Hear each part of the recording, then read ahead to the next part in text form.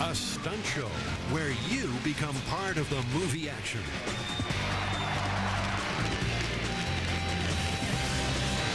An earthquake causes chaos right before your eyes. And a roller coaster ride where you're blasted into an Aerosmith rock music video. It's all in a theme park right in the heart of Europe. Walt Disney Studios Paris.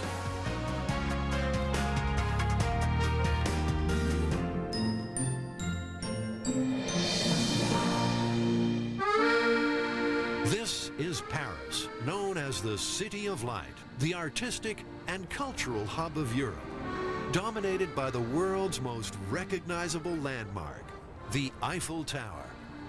For 2,000 years, Paris has straddled the River Seine, withstanding revolutions, sieges, and foreign occupation. Today, Paris remains a city to see and to be seen in. A city of history, a city of romance.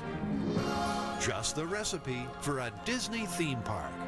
Obviously, Mickey Mouse is coming from the United States, but I think what we created in the Walt Disney Studios is a theme park that shows that cinema finds its roots also in Europe. And we try to be educational as well as fun.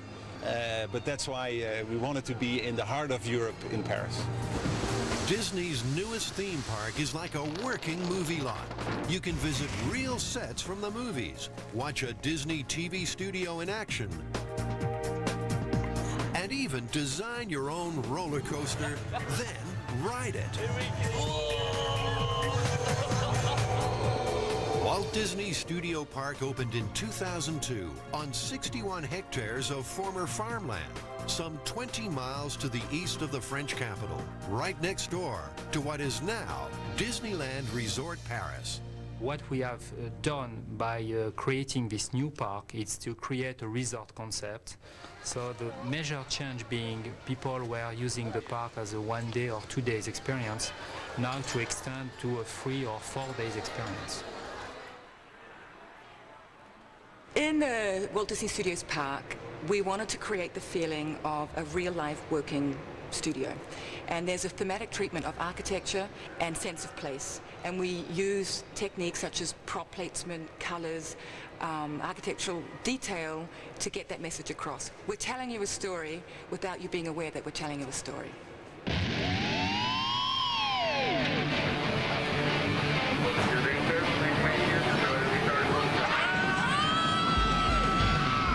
The wildest ride in the park is the Rockin' Roller Coaster, featuring Aerosmith. Riders are blasted headlong into the middle of a pulsating rock music video.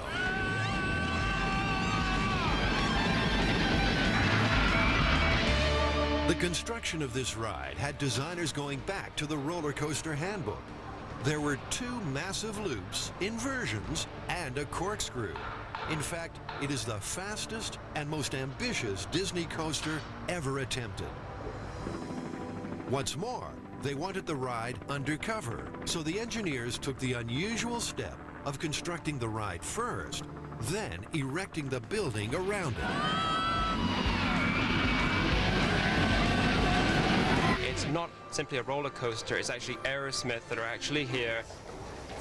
You're inside this tour de force records, you're going through the reception, you get inside the recording studio, and there you join Aerosmith for this great technological advancement.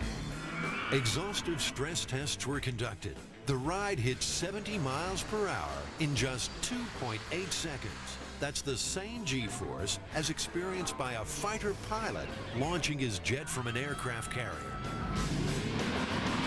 To design the lighting to be effective and to move, you have to know exactly where the vehicle is and what it's going to look like to the guests.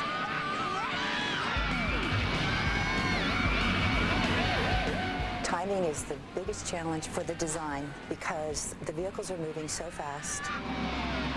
They're twisting and turning, and they're flying through the truss and over the truss and around the building.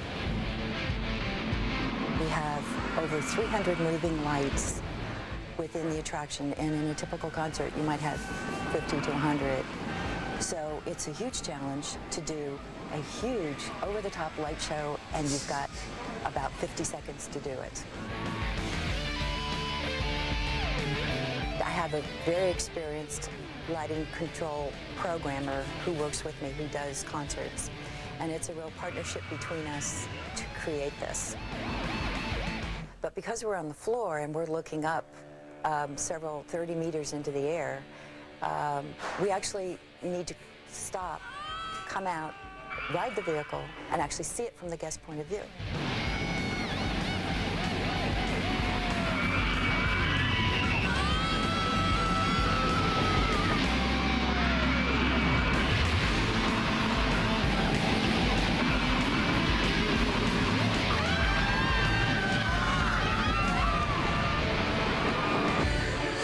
Awesome, dude. It's wild. You really got to do it. The tears are in my eyes, but it's wonderful. It's echt incredible, really. It was fantastic. You guys want to go again? Yeah! If this puts your stomach in knots, wait till you see the Cybercoaster. Welcome to the Cyberspace Mountain Design Station, where you can design a roller coaster that's out of this world. Yes, you heard the guy right. You can be just like a Disney designer and create your own virtual roller coaster ride at Cyberspace Mountain.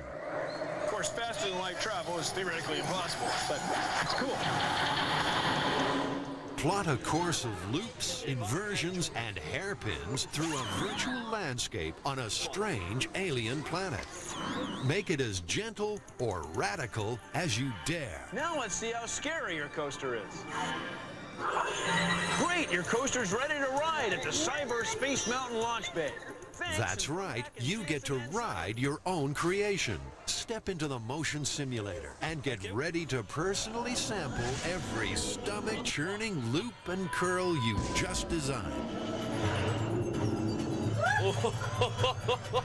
The simulator follows your program track, and those loop-the-loops you inserted become horribly real. Oh, no, here we go.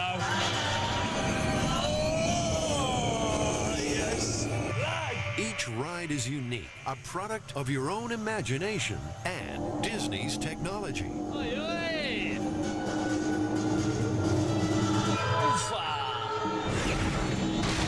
It was completely different to what I thought, to be honest. It was like, I thought it'd be nothing, it'd just be a TV screen, but it does really feel like you're actually on a ride. It feels, oh, it knocks you about a bit anyway.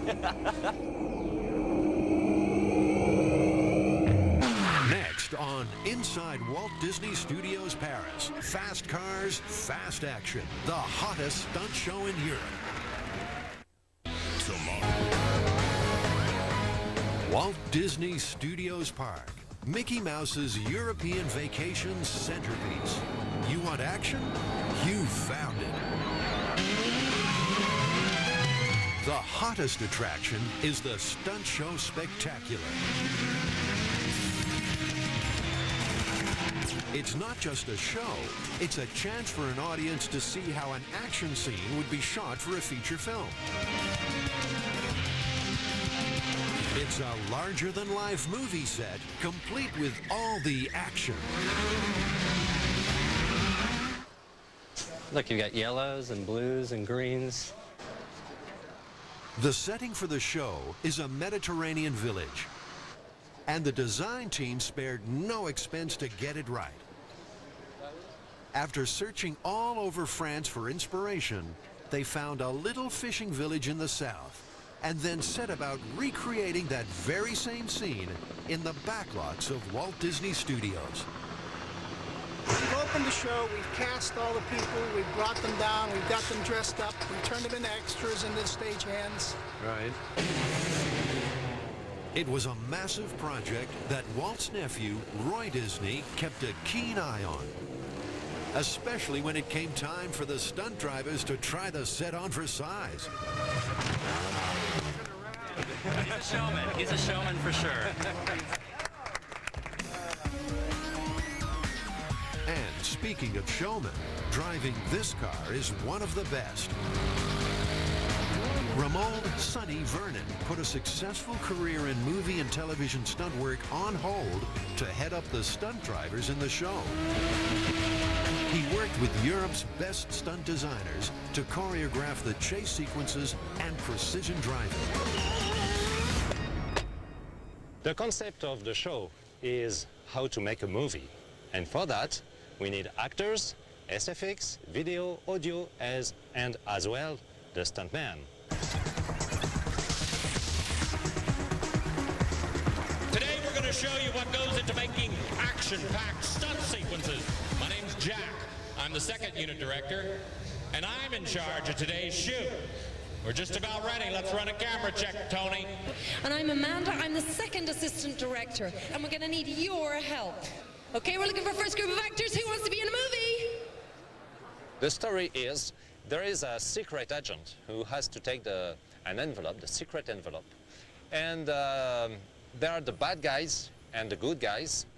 And the bad guys has to catch the envelope from the hero. Okay, people, we're ready. Let's do it. Show me the slate. Valley Chase Sequence 6, take 1. Okay, cue the first group of extras. Okay. So it's your standard bad guy chases good guy, secret envelope kind of plot. But hey, who really cares? So now you're worried, okay? This attraction is all about the glamour of movie making, together with fast guys with fast guns in fast cars.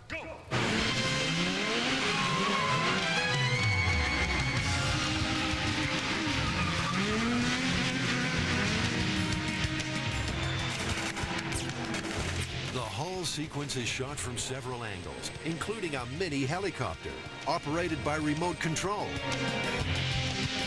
No chopper pilot's gonna get that close. The cars have a 1,300cc motorbike engine and weigh just 1,300 pounds. They're less than half the weight of a normal car, but 2.5 times more powerful. That means there's no room for error.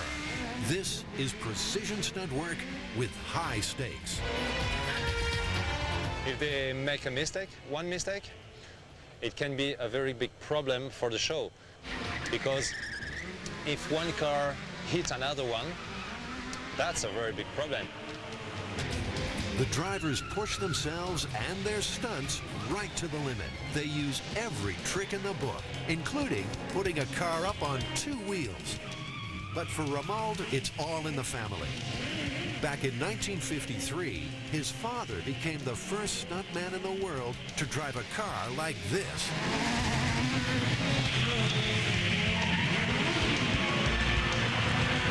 The stunt show spectacular lives up to its name.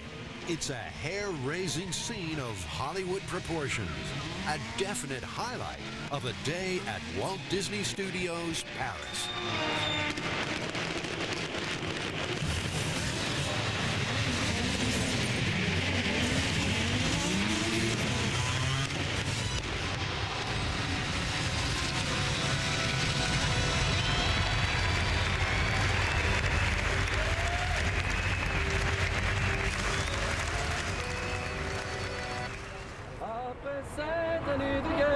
Cette année de bâtiment,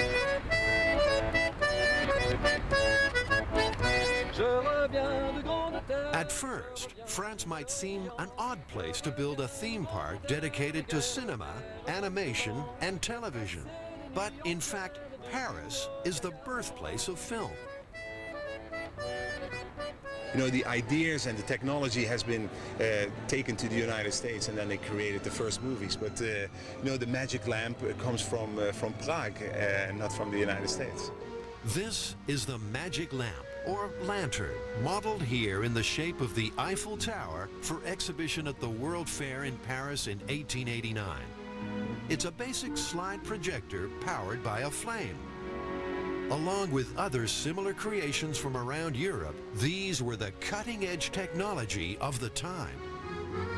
A year later, there was a huge technological leap when a Frenchman, Etienne Marey, designed the first movie camera, and the Lumiere brothers produced the very first moving picture.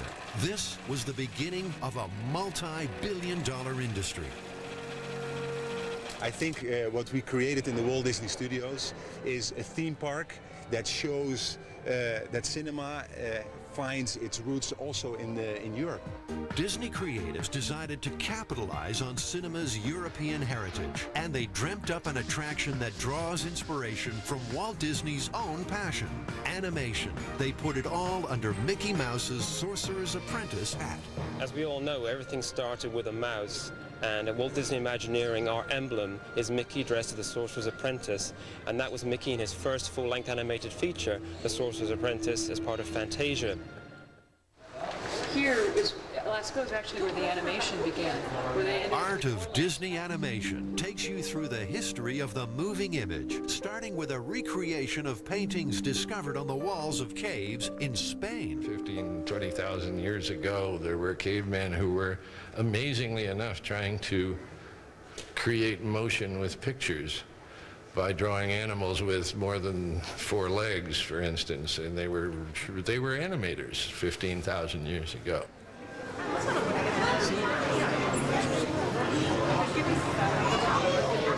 Much later, European inventors began exploring with a phenomenon known as the persistence of vision, where the brain retains an image for slightly longer than our eyes actually see it. By rotating a series of still images over and over, they discovered you can create the illusion of motion. If you think about that and then you invent film, you have animation. That's when Walt arrived on the scene and opened his first studios in 1923. He was based in Hollywood, but most of the inspiration was coming from European fairy tales. In fact, 14 of the 17 animated films made during Walt's lifetime were drawn from European legends and fables. Walt and his team very quickly became world leaders in animation, taking the craft to higher levels with new technology. Here's Walt Disney himself explaining one of his team's inventions. This is the plan for a super cartoon camera. We call it the multiplane camera. Now, when you walk along a country road toward the moon, it certainly doesn't grow larger like this, nor does it shrink in size when you walk away from it. The trouble was we were photographing a flat two-dimensional background. So we set about making plans and blueprints for a new cartoon camera that would overcome this.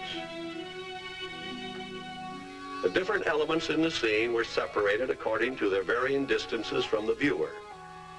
This put the moon on a plane farthest away from the camera.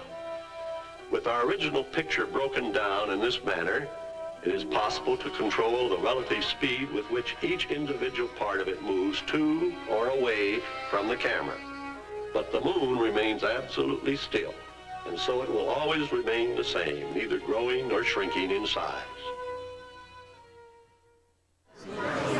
You can see that actual multi-plane camera that won Walt 2 Oscars on display.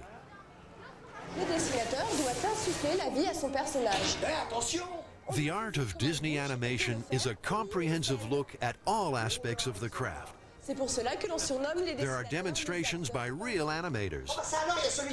It's all in French, but is simultaneously translated into 5 other languages.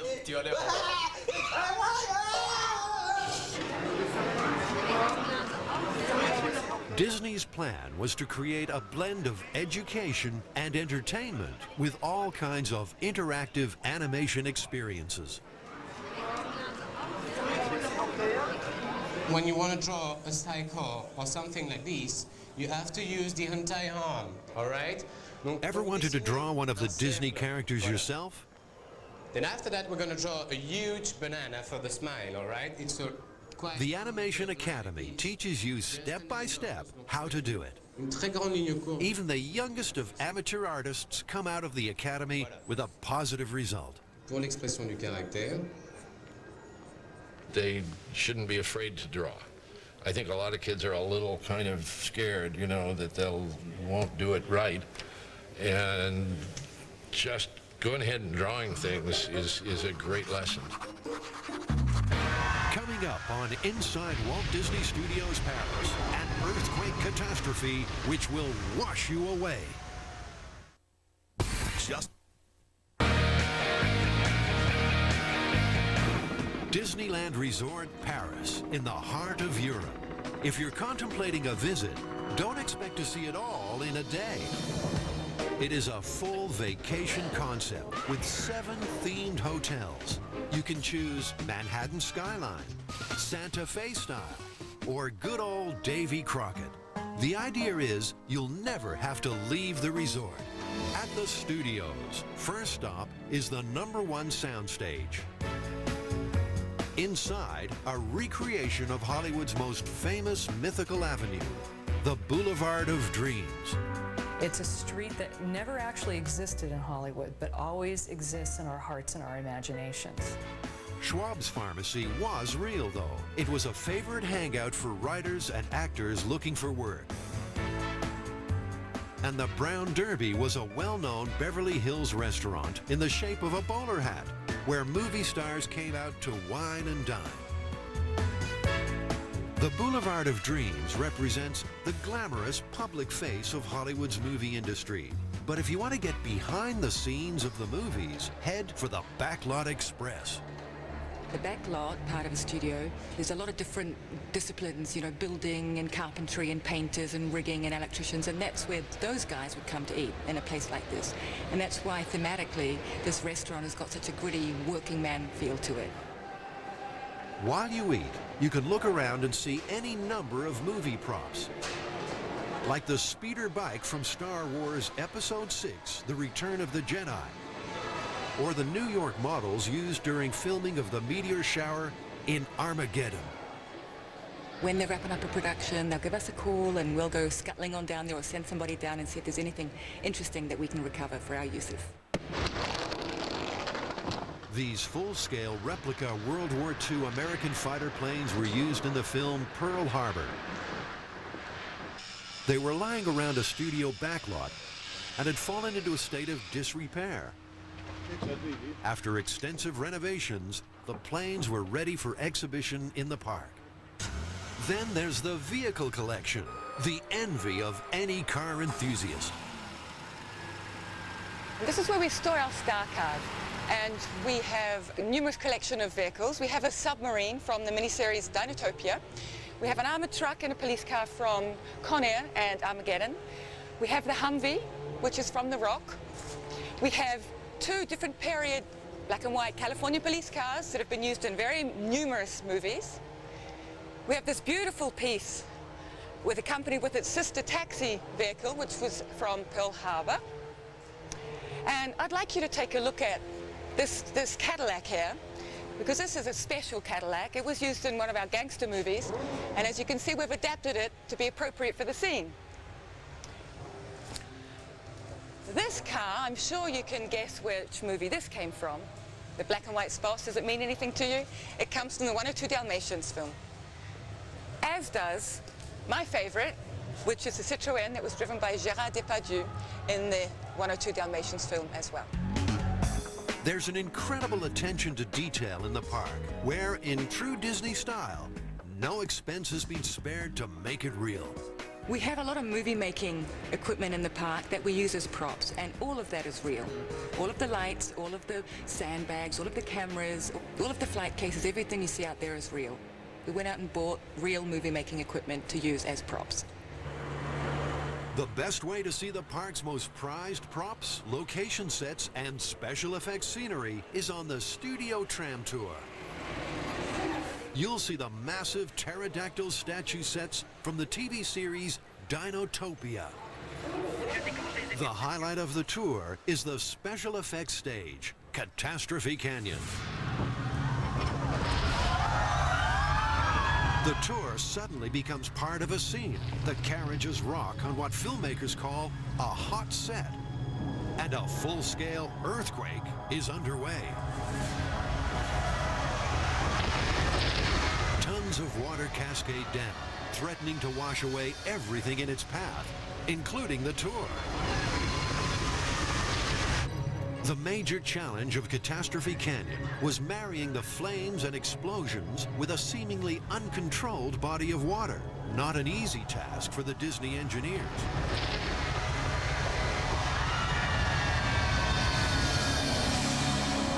The water effect for this attraction, the way this works is that we have large tanks up behind the rockwork. They hold 265,000 liters of water. Prior to the tram coming into the attraction, they are filled. They're verified to be at the correct height. The gates are verified as, everything is verified as sealed and shut and ready for the show. The entire contents of these tanks release and come cascading down these ravines in about a 5 to 10 second time frame. It is quite spectacular.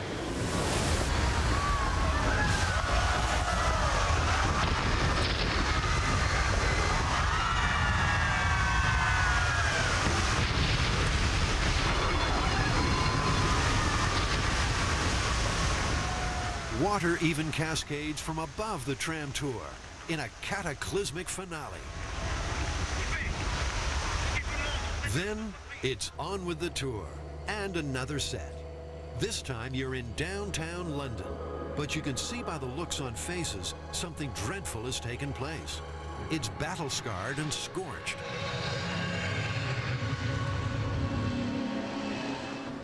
The set is from the special effects-packed feature film Reign of Fire. In the film, a dragon is disturbed and London destroyed in an apocalyptic battle. Disney's challenge was to pull the set down from its Dublin home and recreate it faithfully in Paris. For me, the most logistically difficult was the real train wagon that we bought.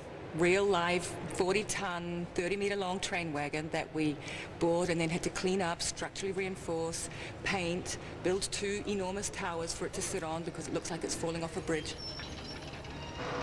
And then we had to hire 2 massive cranes, build in special attachments so we could pick the train up and gently lift it down, bolt it down onto the columns, and that was quite an event.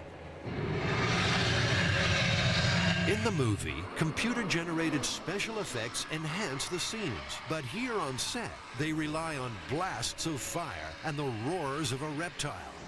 This is a London you'll never forget.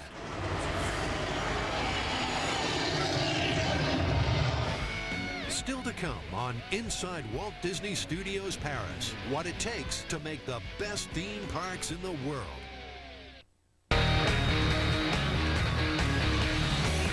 Disney theme parks are all about family fun. Each park is meticulously put together by what Walt Disney himself termed Imagineers. That's an engineer with imagination. Walt Disney Studios Paris began life as an open field, and the dreams and fantasies of Disney's creatives went to work to build a dream park from scratch. Well, Imagineering is the blending of creative imagination and technical know-how. And Imagineering was created in 1952 to create Disneyland. Walt Disney Imagineers are some of the craziest, most fun people on the planet. They are exactly what the name stands for. They are imagination experts and they are engineers. Roland Cleve was opening crew operations manager. His biggest challenge, installing the water tower, a Disney trademark. It had to be transported on a huge truck that was specifically made. We had to prepare in advance, way in advance, the exact route that we had to drive. You know, some of the route had electrical wiring and cabling that we had to disconnect. And finally it arrived at the Walt Disney Studios in different elements, so we had to build it in front of the entrance of the park. If you go from a drawing board to the first construction wearing a hard hat and boots, and you know, you're trying to see and to fine-tune how you create a park, up until the day that the first guests really come and visit, and they clap and they applaud and you see tears of laughter. That's when it comes to life, and I think that is a very beautiful period to experience.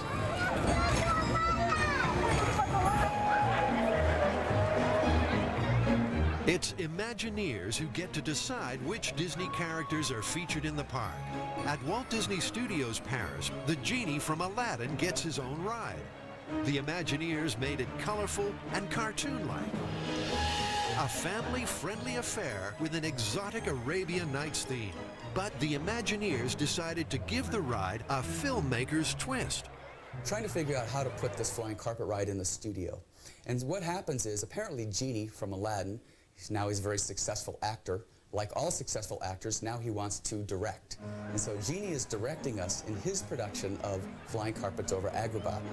So we're the extras, and he's yelling encouragement and inspiration to us. People, work with me, smile, smile. So he's being our director, and we're the extras in his film. So, in their own way, Imagineers turned what was just a normal ride in a theme park into a special film-based attraction for the studios. They want every guest to feel like they're on a working set. Around every corner, a little moment of movie magic is underway. In the Boulevard of Dreams, the movies come to you. A blonde starlet and camera crew are enough to tell you a film shoot is underway, and you get to be the co-star.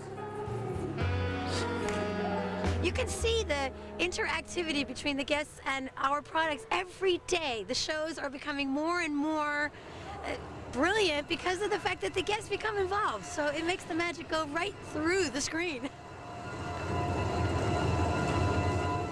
The star steadies herself. The extras are hustled. Special effects added. And the cameras roll. And you've just had front row seats in the making of a movie. It's a wrap.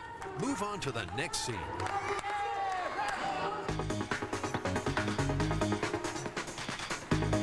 Studio 2 is reminiscent of a 1930s Hollywood movie palace.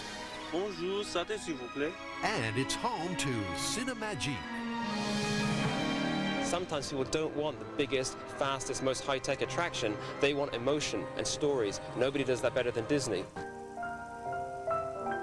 Cinemagique is all about being transported through the silver screen and living the adventures of our favorite movie characters.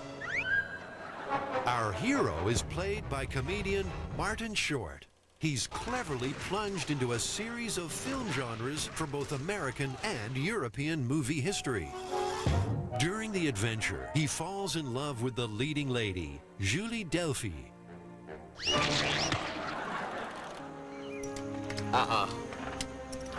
This doesn't look good. By the end, our hero is faced with the dilemma. Why? Does he return to the real world or follow his heart? What he ends up deciding is a Disney secret that can only be revealed in the attraction.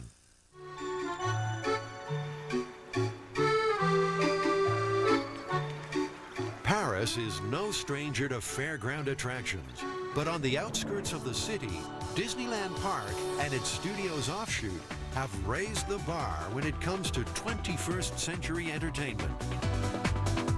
All over the world, Disney Imagineers refer to their parks as theme shows. And this Disney theme show is all about being behind the scenes of cinema, animation, and television. When Disney first created the Disney theme show, he basically had people from the studio that came in and worked for him, and we basically created a theme park which was like a cinema with all the seats deleted. The difference between a film and the Disney theme show is that in a film, there's a linear storyline from start to finish. And in our parks, you can choose your own destination, you can choose your own story. Every day, thousands of visitors pour into the park, some with a plan in mind, others happy to just let the day unfold. But they can guarantee whatever they do, a Disney Imagineer has had a hand in it. Every ride, even a souvenir stand, must have a reason for being there. Every detail in our parks has to be backed up with a story, even if the guest doesn't realize it. For us, in terms of our design, it guides us through the whole design process. All of the elements flow from the structural guideline, which is the story. It's the essence which differentiates the Disney theme show from any other. Next on Inside Walt Disney Studios Paris, the meteor attack that will blow you away.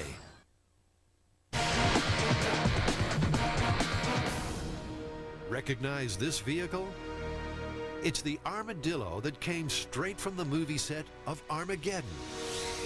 And this is Armageddon, the theme park attraction. Guests enter from planet Earth, but very quickly find themselves in a Russian space station 70 miles above the planet. And in the middle of a terrifying flaming meteor shower. The attraction took 2 years of development and presented some engineering challenges. Firstly, the close proximity of the fire effects to the guests needed a lot of attention. After all, the idea was to frighten them, not fry them. Secondly, space is a vacuum. So when the space station is penetrated by a meteor, to be realistic, all the air should be sucked out. How did we do that? Well, we actually did it. We actually pull a vacuum on the room. It's a gigantic technical feat that we've accomplished. Not that the guests care about the technology. They're just here to have fun.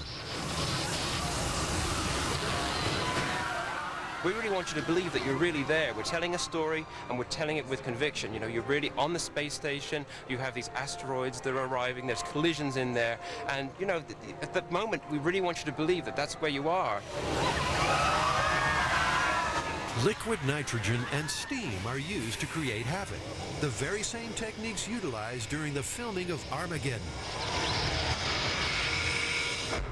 In the case of a theme park, of course, it's a little bit more controlled, and it has to be exactly the same every time. On a movie set, you've got multiple takes to get it right. So it's as close as the audience is going to get to experiencing exactly what the actors did. And at least one actor from the movie approves of the ride. I cannot wait to get to Paris to see this. That is going to be so exciting. Everybody, you have got to see this. This is what I've been waiting for.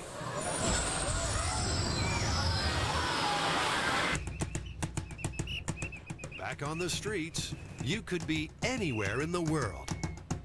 We're dealing with so many people from so many different cultures and so many different nationalities that we really don't want to put signs everywhere so that people have to read things in different languages. So we try and communicate visually.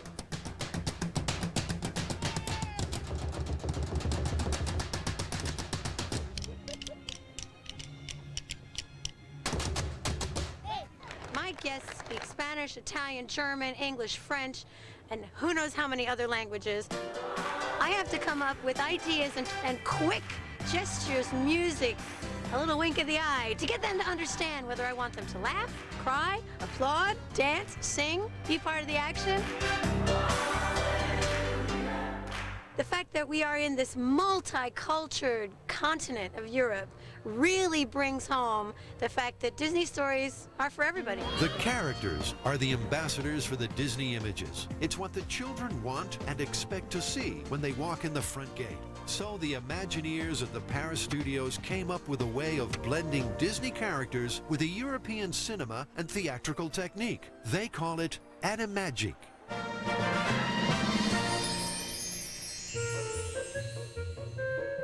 Mickey and Donald lead their audience on an animation adventure that turns real. The innovation is the use of blacklight and fluoro colors to make a 3D extravaganza. Well, blacklight was something that's been known about, but new technologies have enabled new color ranges to be present and better lighting, and allows us to do something that has a full chromatic spectrum.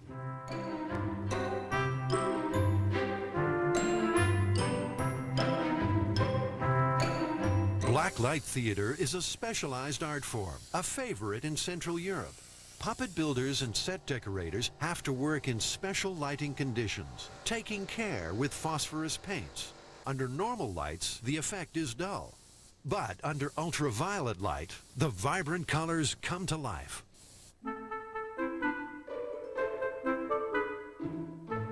Animagic was commissioned specially for the park. So everything, even the music score, was created from the ground up. The puppeteers are dressed in black and become invisible under the ultraviolet light, while the bright colors of the puppets come to life. In a surreal dance, they float and even fly in the darkness. If you're seated in one place, you could even, I don't know if it's possible to drop the other rod against your body and use both hands We'll pull it in like that. Yeah. The puppeteers had to undertake intense training to coordinate and synchronize their movements in complete darkness. In fact, they even took classes in Tai Chi to perfect their perception of space. At times we have 17 people, puppeteers dressed in black, manipulating these objects on stage, and the audience, to them, is just magic. They don't see the manipulation.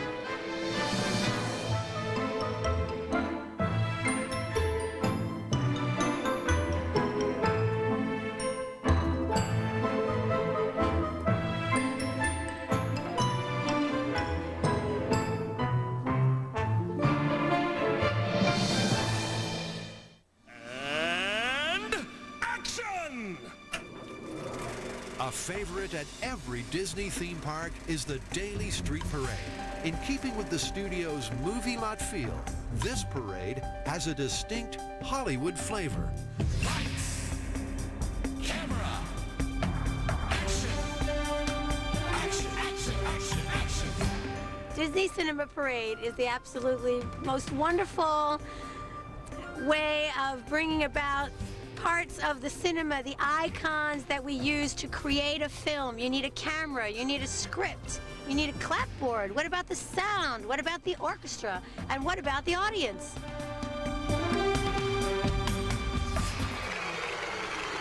Break, take 5 while we reset. All right, we're on break.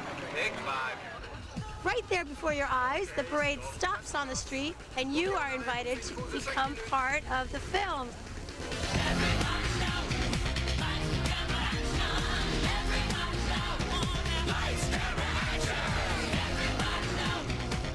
The first Disney theme park opened in 1955.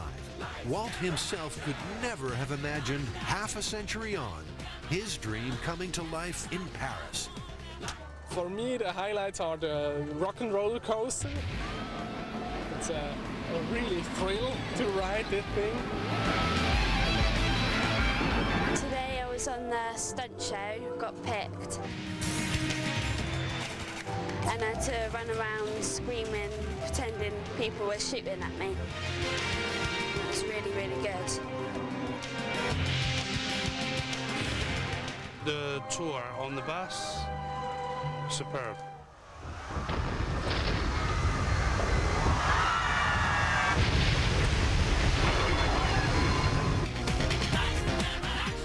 You can be a kid here, and it's accepted for all people who comes here. It's very nice to be once again a child. Rewind from the top, please. Stand by.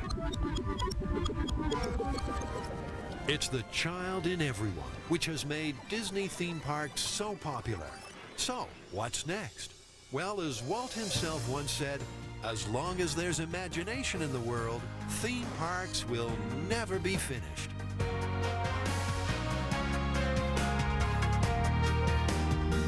And cut. That's a wrap. Hi, Tracy Gallagher for the Travel Channel. Are you? Disneyland Resort, a place where visitors continue to flock from all corners of the globe for a taste of California. By the end of the 20th century, Disneyland realized that it was time to expand. But expand into what? Several years ago, we all went up to a retreat to develop a second park for Disneyland, and out of that retreat,